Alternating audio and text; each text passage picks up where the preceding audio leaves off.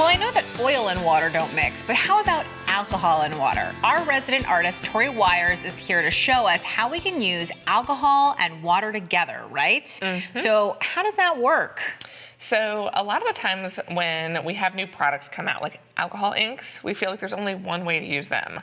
But I like to use my alcohol inks with water instead of an alcohol base.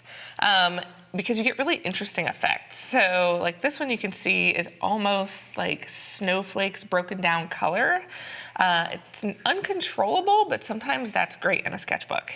And I just love the idea that just because something's supposed to be used a certain way, you can use it any way that feels good to you.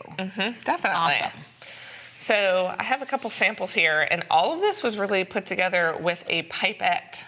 So that's what we're going to use to draw and create this page with. Okay. Now, do you have to use this particular kind of paper? Because I know sometimes with alcohol ink, they say that you're supposed to use like a shiny, non-porous paper, like, you know what I mean? Glossy, but it looks like you just have a piece of regular watercolor paper. I do. So this is just really heavy watercolor sketchbook paper, and you can use kind of those slick papers, but this is because it's a different way to use that medium. We're going to be a little experiment here. You're going to be an art rebel girl, which I like. I'm going to put an extra sheet under it because sometimes alcohol ink can bleed through. Okay.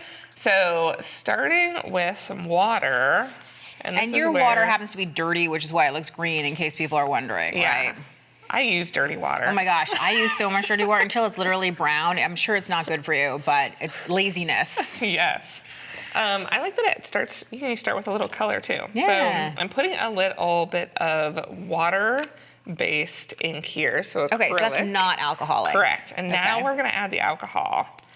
Now, alcohol ink, the way that it works, is my understanding, is basically there's pigment, and then when the alcohol that's with it evaporates, which is the smell that you get, that's what basically leaves the color behind. So, and you can see right away that water, the alcohol ink really doesn't know how to handle it. So it starts to break up. Oh, it does. I see those almost like crystals. Crystal bits.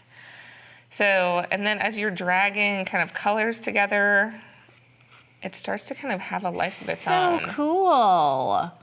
That's really interesting. How did you discover this story? Did you just start trying to do stuff and seeing what happened? I am definitely a rebel when it comes to my mediums. And I like to mix them on things you're not supposed to and use them on mediums together where it seems odd. But it really kind of brings things to life in a whole new way. Well, I also think then your work is so personal and it's so you. And also a lot of things lose their fear. I think sometimes we get paralyzed because we think that we're supposed to do things a certain way. And the more that you learn that there is no right way, there's just the way that feels good to you, then you're not scared of buying something weird at the art supply store and seeing what happens. Well, and that's really what sketchbooks are all about. Really just experimenting and playing and remembering it's just some paper and just some ink, and you can have a lot of fun with it. It's so cool. Now, this whole season is obviously about exploring your medium. So will you tell us a little bit about, like, do you do any particular set of experiments? Like, do you have a methodology, or do you just kind of go for it? I really go for it. A lot of the time when I have artist block, that's when I get into my studio and just start mixing and playing in my sketchbooks and just putting mediums together that I've never tried, colors together that I've never tried, and just seeing what I can come up with. I also think it's one of those things where the worst thing that happens is you ruin a piece of paper. Right. The best thing that happens is that you discover something amazing that you never knew you could do. Right. Yeah. So look how you're getting those super fine lines. What is happening there? So I'm really just using the tippy edge of this pipette and drawing like it was a pen through that wet ink. But I notice how you're holding it. You're holding it very far back instead of choked up like a pencil or something like that. Is there a reason for that? Again, that's kind of just allowing yourself to not be as controlling with your object, and it lets you loosen up and see what you can explore. So something like this, to you, is this a finished piece of art? Is it an experiment that you'll record in your sketchbook? Like, what is this piece that we've created? A lot of the times it becomes finished piece, or I can crop it down to a finished piece, but sometimes it's just a sketchbook page, or I might even bind these into a little book.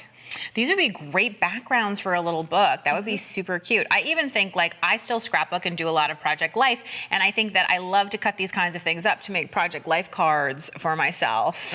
I think there are a lot of ways that you can use stuff, but the most important thing, right, is to remember to get out there and try to use stuff in different ways. Any last tips about alcohol inks? I would say mix them with whatever you can have on hand.